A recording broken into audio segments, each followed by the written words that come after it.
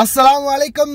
மீண்டும் ஒரு சந்தோஷமான செய்தியோடு தான் உங்களை பார்க்க வந்திருக்கிறேன். வீடியோவை கடைசி வரைக்கும் பாருங்க. தெரியாத நண்பர்களுக்கும் மறக்காம ஷேர் பண்ணுங்க. வீடியோ பிடிச்சிருந்தா ஒரு லைக் பண்ணுங்க, சப்ஸ்கிரைப் பண்ணுங்க, மறக்காம பெல் பட்டனை ஆல் செலக்ட் பண்ணுங்க. அப்பதான் நான் போற ஒவ்வொரு தகவலும் உங்களுக்கு நோட்டிபிகேஷன் மூலம் கிடைக்கும். கூட்டத்துக்கு மத்தியில கெத்தா பேசிக்கிட்டு இருந்த ஒரு ஆளுக்கு ஒரு கோல் வருது. ஆன்சர் பண்ணினா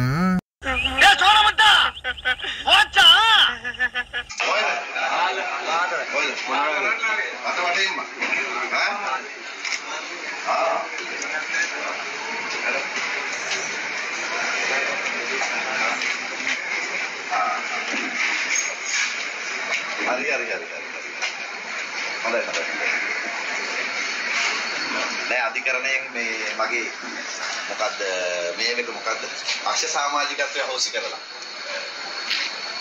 මේ කමක් නැහැ මේ සමගි ජන බලවේගයට වුණුනේ ඒගොල්ලන්ට දිනන්නනේ. ඉතින් ඒගොල්ලන්ගේ පක්ෂ නීතිය හරි. ඉතින් මේ දොල්ලන් මම අද ඉඳලා අමාත්‍ය ධූරේ වැඩ කරන්නේ නැහැ. අමාත්‍ය ධූරේ වැඩ කරන්න බෑනේ. ඔයගොල්ලන්ගේ වැඩේ නම් හොඳින් කරගෙන යන්න. නතර වෙයිද? දන්නේ මොකද්ද කරන්නේ කියලා නේ. ඊශ්‍රායලයේ පරිවිදියට මේකට මොනවද දෙන්නේ අපි බලමු කොහොමද කියලා. මම සුබවතන හැමෝටම ඉස්සරහට යන්න වැඩ කටයුතු කරගන්න පුළුවන් වෙන්න කියලා. හරි.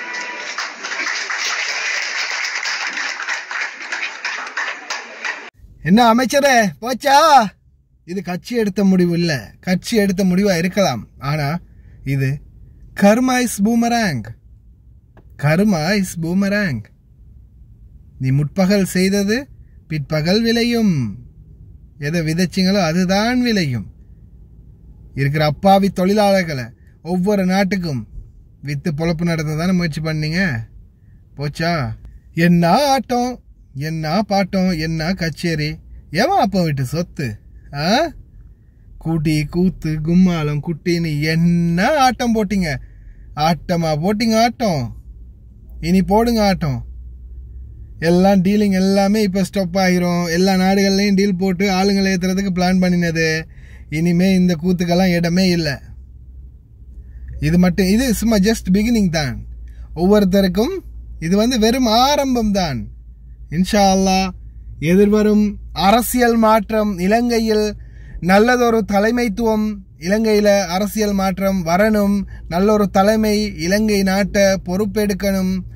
அதற்கு பிறகு நிச்சயமா மிக பெரிய அளவிலான மாற்றங்களை இலங்கை சமுதாயம் எதிர்காலங்களில் காணக்கூடிய வாய்ப்புகள் கிடைக்கும் அப்படின்னு நம்புறோம். ஆனா அதுக்கு எல்லாத்துக்குமே செய்ய வேண்டியது ஒண்ணுதான். உங்களுடைய பொன்னான வாக்குகளை நல்லதொரு தலைமைத்துவத்தை தேர்ந்தெடுப்பதற்காக உபயோகப்படுத்துங்கள்.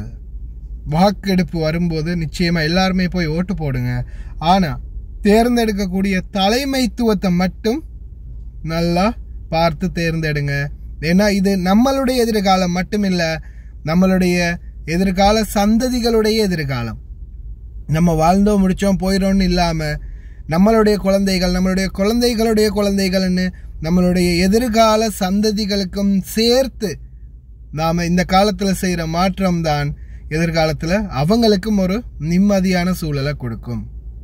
நம்ம பட்ட கஷ்டமெல்லாம் போதும். எதிர்வரும் காலங்களில் எங்களுடைய குழந்தைகளும் கஷ்டப்படக்கூடாது. இது மாதிரியான கஷ்டப்படக்கூடாது.